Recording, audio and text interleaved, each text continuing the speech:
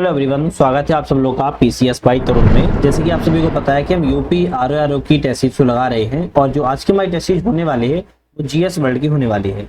इस चैनल पर आपको जीएस वर्ल्ड की नहीं आरओ के लिए आपको मल्टीपल्स कोचिंगों की टेस्ट सीरीज मिलेगी। जैसे मेक आईएएस की मिल जाएगी, संस्कृति आईएएस की, जीएस वर्ल्ड की, ध्येय की, दृष्टि की और भी मल्टीपल्स कोचिंगों की टेस्ट सीरीज यहाँ पर लगाने को मिल जाएगी। साथ में यूपी आरओ को ही ध्यान में रखते हुए प्रत्येक शनिवार को सैटरडे के दिन हमारी मॉर्निंग में सुबह 8 बजे करंट अफेयर की क्लास चलती है, जो कि 3000 क्वेश्चन की सीरीज चल रही है। आप जाके देख सकते हो चैनल पर, और वेरी इंपॉर्टेंट है, जिससे कि आपको यहाँ पर कवर हो जाएगा। आज का जो हमारा टॉपिक होगा वो हिस्ट्री पर टॉपिक होने वाला है और यहाँ पर हम बात करेंगे हम नेक्स्ट क्वेश्चनों की, जो कि वेरी वेरी इंपॉर्टेंट है, ध्यान रखिएगा। चलिए तो शुरुआत करते हैं। आज के हम पहले क्वेश्चन 52 नंबर क्वेश्चन से लाएंगे, क्योंकि 50 क्वेश्चन हम पहले ऑलरेडी लगा चुके थे। लेकिन चैनल पर आप लोग अभी तो नए हो, चैनल को सब्सक्राइब, लाइक, शेयर करके बेल आइकन प्रेस कर लेना है, जिससे कि वीडियो आए तो आपको नोटिफिकेशन मिलता रहे। साथ में मुझे मोटिवेशन मिलता है और अच्छा लगता है, और आपके लिए बेस्ट से बेस्ट बनाने की वीडियो यहाँ पर पूरी मैं कोशिश करता रहता हूँ। शुरुआत करेंगे। विश्व में ग्लेजिंग क्या है? विश्व में ग्लेजिंग तकनीक का सबसे पहला संदर्भ निम्नलिखित में से किस स्थान से मिला है? तो भाई कह रहा है कि पूरे विश्व में, मतलब कि पूरे वर्ल्ड में किस चीज का है? तो बात कर रहा है कि पूरे विश्व में ग्लेजिंग तकनीक, जो ग्लेजिंग तकनीक का पहला उल्लेख कहां से मिला है? तो हम कहेंगे मोहनजोदड़ो से मिला है। अब देखो, नाम से ऐसा लग रहा है कि भाई कोई नई चीज है, लेकिन पता चला तो मोहनजोदड़ो से मिला हुआ है। एक विशेष प्रकार की चमकीले भूरे मिट्टी के बर्तन मिले हुए हैं, जिस पर शीशे पर बैंगनी रंग की कोटिंग की गई है, उसी को हम ग्लेजिंग तकनीक के नाम से जानते हैं। तो विश्व में ग्लेजिंग तकनीक का सबसे पहला स्थान किस स्थान पर? मोहनजोदड़ो से मिला है। नेक्स्ट क्वेश्चन की बात करेंगे। एक तरफ स्थल और एक तरफ साक्ष्य है, कौन सा स्थल के साक्ष्य से संबंधित है? चलिए बात करेंगे यहाँ पर हम स्थल और साक्ष्यों के बारे में। तो मोहनजोदड़ो की बात करें तो कांस्य की निर्मित जो नाचने वाली लड़की की मूर्ति मिली है, उससे संबंधित है। चंदूदड़ो की बात करें तो मनका बनाने का कारखाना मिला हुआ है। चौथे से बात करेंगे। नागेश्वर की बात करें तो संख शिल्प का विशेष रूप से चूड़ी बनाने का केंद्र मिला है, तो पहले से मिला देंगे। और लोथल से तांबे की कार्यशाला मिली है। तो हमारा ऑप्शन यहाँ पर बी वाला सही रहेगा। ए का तीसरा, बी का चौथा, सी का पहला और डी का दूसरा ऑप्शन हमारा करेक्ट है।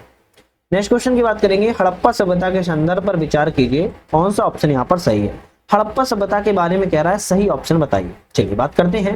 हड़प्पा सभ्यता के जो लोग थे वो लिखना जानते थे, लेकिन हड़प्पा लिपि चित्रात्मक थी। क्या कहते हैं? हड़प्पा सभ्यता के जो लोग थे लिखना तो जानते थे, लेकिन उसकी लिपि की बात करें तो चित्रात्मक थी, मतलब कि चित्र के आकार में वो लिखना जानते थे। हम कहेंगे पहला ऑप्शन करेक्ट है। दूसरा है कि कालीबंगन के गढ़ के बाहर एक हल प्राप्त हुआ है। कालीबंगन में प्राग के हड़प्पा संस्कृति के साक्ष्य भी मिले हुए हैं, तो हम कहेंगे ये भी ठीक है।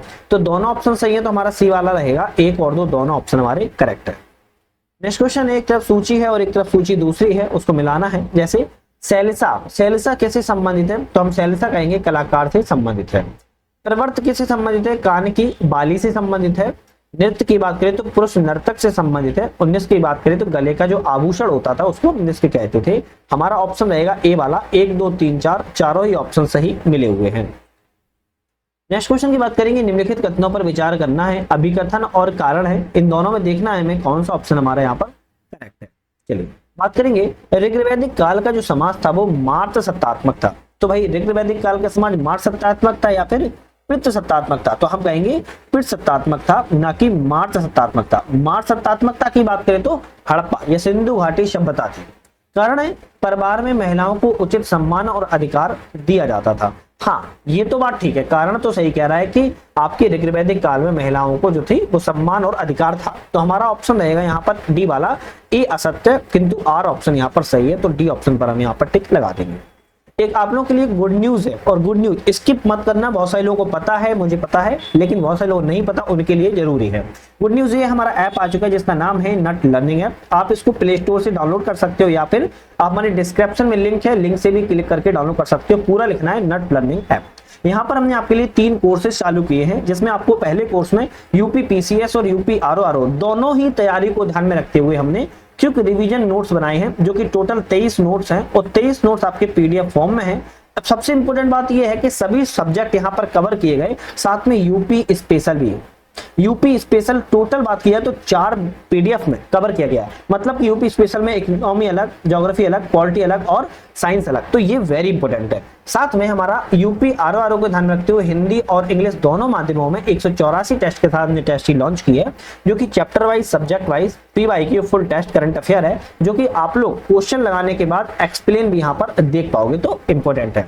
10 मई से हमारा सेशन स्टार्ट हो रहा है यूपी करंट अफेयर के लिए और यूपी पीसीएस करंट अफेयर के लिए, जिसमें आपको 20 से 25 क्लासें मिलेंगी नेशनल इंटरनेशनल स्पोर्ट्स से संबंधित और 4 से 5 क्लासें मिलेंगी आपको मैराथन। तो आपके लिए कोर्स वेरी इंपॉर्टेंट होने वाला है। केवल 49 रुपए में है, लेकिन अगर इसमें किसी के पास रुपए 49 नहीं है तो कॉल कर लेना, आपके लिए वो भी फ्री हो जाएगा, लेकिन प्रॉब्लम जेन्युइन होनी चाहिए तभी फ्री हो पाएगा, है ना, क्योंकि बहुत मेहनत लगती है इसलिए। तो अभी जाके डाउनलोड करो ऐप को, और यहाँ पर क्योंकि रिवीजन नोट्स इंपॉर्टेंट है, इसको डाउनलोड करके आप लोग पढ़िएगा, टेस्ट ही लगाइएगा और करंट अफेयर का सेशन कर लीजिए ज्वाइन, जिससे कि भाई एग्जाम में सबसे ज्यादा रोल करंट अफेयर का ही रहता है, आप सभी को पता है, और करंट अफेयर बहुत ही ज्यादा महत्वपूर्ण होता है आज के समय में, तो उसको जरूर देख लेना है।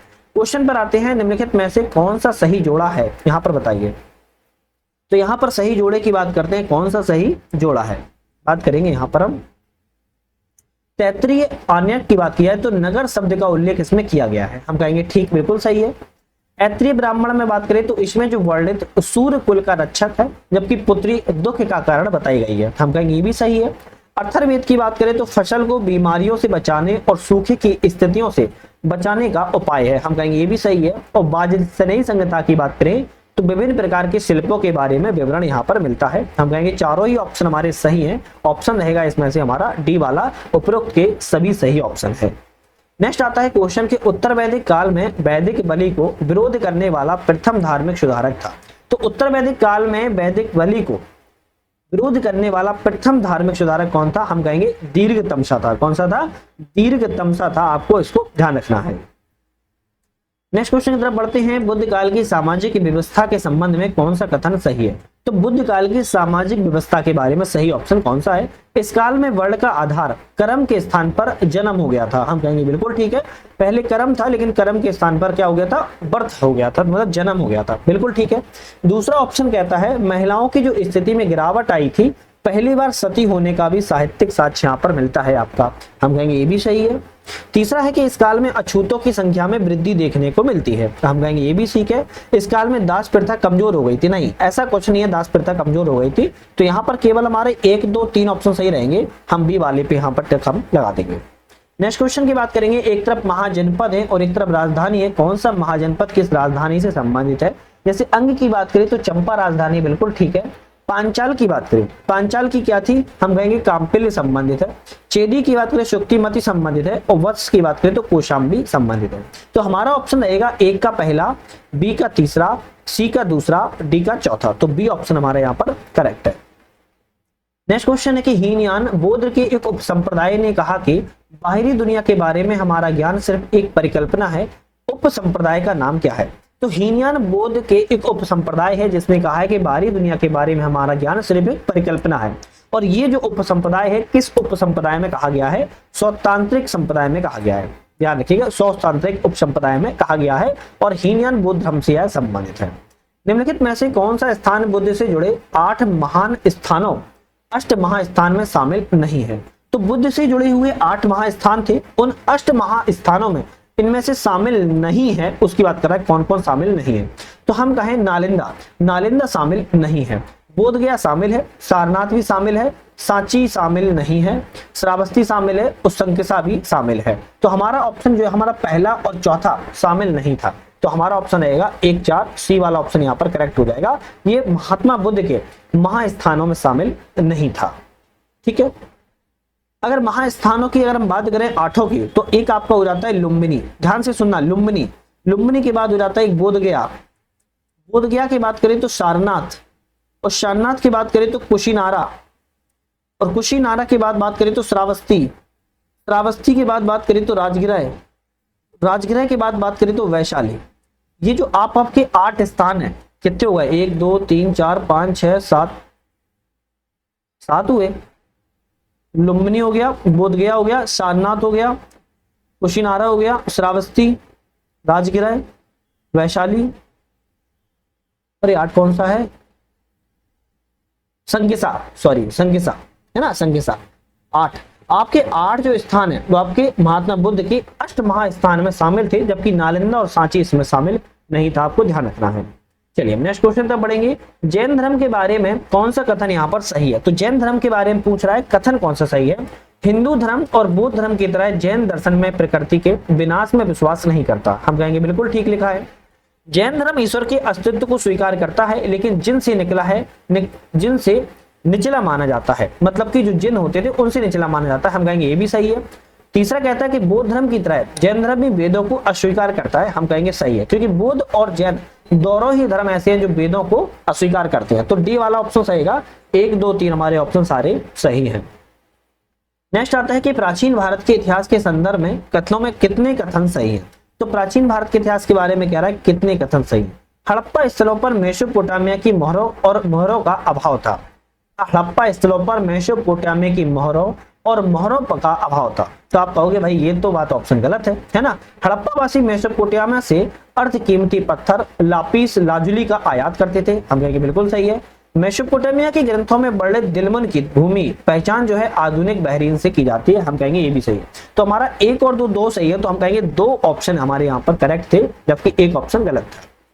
उत्तर हड़प्पा चरण के संबंध में निम्नलिखित कथनों पर विचार कीजिए, कितने ऑप्शन सही हैं? तो उत्तर हड़प्पा चरण के बारे में कह रहा है कि ऑप्शन कितने यहाँ पर सही है? शहरी नेटवर्क टूट गया और ग्रामीण नेटवर्क का विस्तार हुआ। हम कहेंगे सही बात है। पंजाब हरियाणा गुजरात में बस्तियों की संख्या में कमी आई, नहीं ये तो गलत है। हड़प्पा चरण के अंत में फारस की खाड़ी से संपर्क बंद कर दिया गया था। हम कहेंगे ये भी गलत है। तो केवल आपका ऑप्शन यहाँ पर 1 सही है, तो हम कहेंगे केवल 1 ऑप्शन हमारा यहाँ पर सही है, ध्यान रखिएगा। चलिए नेक्स्ट क्वेश्चन की बात कर लेते हैं। यहाँ पर निम्नलिखित कथनों पर विचार कीजिए, इनमें से कौन से ऑप्शन जो है वो गलत हैं? चलिए बात करते हैं कौन से ऑप्शन गलत हैं। हड़प्पा के जो लोग थे वस्तु विनिमय के माध्यम से व्यापार करते थे। हम कहेंगे ये तो बात सही है, वस्तु विनिमय के माध्यम से करते थे। हरियाणा में राखीगढ़ी अब तक की खुदाई की गई हड़प्पा सभ्यता की सबसे बड़ी बस्ती पाई गई है। हम कहेंगे ये भी सही बात है। हड़प्पा के लोग पत्थर के औजारों का प्रयोग करते थे। हम कहेंगे ये भी सही है। राजस्थान में कालीबंगा अद्वितीय जल संचयन प्रणाली के कारण हड़प्पा की बस्तियों में उल्लेख है। नहीं, हम कहेंगे ये गलत है, क्योंकि कालीबंगा नहीं बल्कि धौलावीरा, गुजरात का धौलावीरा जाना जाता है जल संचयन के लिए। तो चौथा जो ऑप्शन है वो आपका गलत है। तो हमारा ऑप्शन असत्य पूछा है, तो हम कहेंगे ए वाला सही है, केवल चौथा ऑप्शन यहाँ पर गलत है। प्राचीन भारत के 16 महाजनपदों में कौन सा सबसे दक्षिण में था? 16 महाजनपदों में सबसे दक्षिण में अश्मक था। क्या कौन सा था? अशक लिखा है, लेकिन अश्मक भी या अश्वक भी कह सकते हो, और गोदावरी के नदी के तट पर यह स्थित था। नेक्स्ट आता है कि भारत के प्राचीन इतिहास के संदर्भ में निष्क, शतमान और कृष्णल किसके विभिन्न प्रकार थे? तो भाई किसके थे? तो हम कहेंगे सिक्कों के प्रकार हुआ करते थे। निष्क, शतमान और जो क्रिस्टल थे वो सिक्कों के आपके क्या थे? प्रकार हुआ करते थे। नेक्स्ट आता है कि माध्यमिक और योगाचर जो संप्रदाय है वो संबंधित है। माध्यमिक और योगाचर संप्रदाय आपके बौद्ध धर्म से संबंधित है। चलिए नेक्स्ट क्वेश्चन की बात करेंगे। यहाँ पर हम कह रहा है कि भाई भीमबेटका में मध्यपाषाण कालीन चित्रकला के संदर्भ पर विचार कीजिए, कौन से ऑप्शन सही है? पहला कहता है 16 रंगों की पहचान की गई जिनमें सफेद एवं हल्के लाल रंग का सबसे अधिक उपयोग किया गया। हम कहेंगे बिल्कुल ठीक है। सभी पेंटिंग मोनोक्रोम की है? नहीं, सभी पेंटिंग मोनोक्रोम की नहीं है। कुछ पेंटिंग तो मोनोक्रोम की है, लेकिन कुछ पेंटिंग आपकी कैसी रंग की है? तो हम कहेंगे पॉलीक्रोम की है। किसकी है? पॉलीक्रोम की है। तो यहाँ पर दूसरा वाला ऑप्शन गलत है। तीसरा है कि इन चित्रों में सांपों का चित्रण नहीं किया गया। तो हम कहेंगे हाँ ये भी सही है, सांपों का चित्रण नहीं किया गया। तो केवल कितने सही है? तो हमारे सिर्फ 2 सही है, 1 ऑप्शन गलत था, मैंने आपको बता दिया है। नेक्स्ट क्वेश्चन आता है कि बुद्ध सिद्धांत के संबंध में बताइए कौन सा कथन यहाँ पर सही है? तो बुद्ध सिद्धांत के बारे में, इसका उद्देश्य सामाजिक मतभेदों को खत्म करना नहीं था। हम कहेंगे बिल्कुल ठीक है, सामाजिक जो मतभेद थे उसको खत्म करना नहीं था। यह वर्ण को मानव व्यवस्था मानता था, यह वर्ण को मानव निर्मित व्यवस्था मानता था। तो हम कहेंगे ये भी सही है। तीसरा है कि दासों और देनदारों को संघ में शामिल होने की अनुमति नहीं थी। नहीं, ये शामिल हो सकते थे। तो हम कहेंगे पहला और दूसरा ऑप्शन जो है बिल्कुल यहाँ पर करेक्ट है, तीसरा वाला गलत है। पहला ऑप्शन है इसमें शुभभूति श्वेतांबर संप्रदाय के संस्थापक थे। हम कहेंगे बिल्कुल ठीक है। दूसरा कहता है कि भारत के उत्तरी भागों में श्वेतांबर का प्रभुत्व हो गया था। नहीं, ऐसा कुछ नहीं है, प्रभुत्व हो गया था। जैन धर्म के यापनी संप्रदाय ने श्वेतांबर का पालन किया था। नहीं, ये भी गलत है ना, ये ऑप्शन भी आपका गलत है। तो केवल यहाँ पर कौन सा ऑप्शन सही है? हम कहेंगे केवल 1 ऑप्शन हमारा सही है, तो हम 1 टिक यहाँ पर लगा देंगे। नेक्स्ट क्वेश्चन की बात करेंगे, बौद्ध धर्म के माध्यमिक संप्रदाय के संबंध में निम्नलिखित कथनों पर विचार कीजिए, कितनी युग्म सही है। यह बौद्ध धर्म के हीनयान संप्रदाय के विचारों का प्रतिनिधित्व करता था। नहीं, यह हीनयान संप्रदाय के नहीं बल्कि महायान संप्रदाय के, तो पहला ऑप्शन गलत। माध्यमिक संप्रदाय के संस्थापक कौन थे? नागार्जुन थे, तो हम कहेंगे हाँ, ये आपका बिल्कुल करेक्ट है। तीसरा है कि इसमें उच्चतम लक्ष्य प्राप्त करने के साधन के रूप में ध्यान को महत्व दिया, हम कहेंगे ये भी गलत है। तो केवल आपका ऑप्शन पहला एक ऑप्शन सही है, दूसरा वाला ध्यान रखिए। नेक्स्ट क्वेश्चन की बात करेंगे, भारत के प्राचीन इतिहास के संदर्भ पर विचार कीजिए। एक तरफ वैदिक ग्रंथों में स्त्रियों का उल्लेख है और उनके कार्य हैं, जैसे अपाला की बात करें, अपने पिता की खेत के में देखभाल करती थी, हम कहेंगे बिल्कुल ठीक है, बिल्कुल ठीक है। गार्गी की बात करें, महिला योद्धा जिसने युद्ध में एक पैर खो दिया था, नहीं, गार्गी ने नहीं खोया था, बल्कि किसने खोया था? अगर बात किया है तो विश्वपाला ने खोया था। किसने? विश्वपाला के द्वारा खोया गया था, तो दूसरा गलत है। मैत्रेय की बात करें, दार्शनिक बहस में इन्होंने भाग लिया था, हम कहेंगे ये भी ठीक है। तो कितने जोड़े सही हैं? तो हम कहेंगे हमारे यहाँ पर 2 जोड़े यहाँ पर करेक्ट है। नेक्स्ट क्वेश्चन आता है कि प्रारंभिक मध्यकालीन भारत के संदर्भ में ब्रह्मदेव शब्द से तात्पर्य क्या था? ब्रह्मदेव शब्द से तात्पर्य की बात करें, ब्राह्मणों को दान में दी गई जो कर्मुक्त भूमि थी उसको ब्रह्मदेव के रूप में जाना जाता था। नेक्स्ट आता है कि भारतीय मध्ययुगीन इतिहास के संदर्भ में अमरा, भंडारवाड़ा और मान्या किसे संदर्भित करता है? तो भारतीय मध्यकालीन इतिहास में अमरा, भंडारवाड़ा और मान्या की बात करें, किसको संदर्भित करता है? तो हम कहेंगे यह भूमि स्वामित्व प्रणाली को संदर्भित जो है वो जाना जाता है। नेक्स्ट क्वेश्चन की तरफ बढ़ते हैं। नेक्स्ट क्वेश्चन आता है कि भारतीय इतिहास के प्रारंभिक मध्ययुगीन काल के दौरान कृषि गतिविधियों में विभिन्न शब्दों का उपयोग किया गया, इन शब्दों में सही संबंधित बताइए। जैसे बात करें हम माइका, इसकी बात करें अगर हम, एक मिनट, हाँ, अगर हम बात करें यहाँ पर माइका चावल के खेतों को समतल करने के लिए सीढ़ी के आकार में उपकरण था, हम कहेंगे बिल्कुल ठीक है। निरशस्त्रीय निराकरण की बात करें, फसल से खरपतवार को निकालने से संबंधित था। अड़ाका की बात करें, अनाज मापने का बर्तन हुआ करता था। और कर्मकार की बात करें, दिहाड़ी मजदूर हुआ करता था। तो चारों ही ऑप्शन हमारे सही हैं, हम कहेंगे सभी कथन सही सुमेलित हैं। नेक्स्ट क्वेश्चन की बात करेंगे, खोज की किससे संबंधित है? भाई खोज की किससे संबंधित है? हम कहेंगे एक प्रकार की लिपि हुआ करती थी जिसको नाम था खोज की। नेक्स्ट क्वेश्चन है, दिल्ली सल्तनत के संदर्भ अंतर्गत मुक्ति और वालिस उल्लेख है। तो दिल्ली सल्तनत के अंतर्गत मुक्ति और वालिस का उल्लेख बनता है, किस लिए? हम कहेंगे कानून व्यवस्था बनाए रखने और भू राजस्व का एकत्रित करने के लिए, ध्यान रखिएगा। तो हमने यहाँ पर 80 क्वेश्चन तक कवर कर ली है। नेक्स्ट वीडियो में हम 81 से लगाएंगे, ध्यान रखिएगा। और चैनल पे नए हो सब्सक्राइब, लाइक, शेयर करके बेल आइकन प्रेस कर लेना है, जिससे कि नई वीडियो आए तो आपको उसका नोटिफिकेशन वगैरह मिलता रहे। तो वीडियो पर बने रहने के लिए धन्यवाद।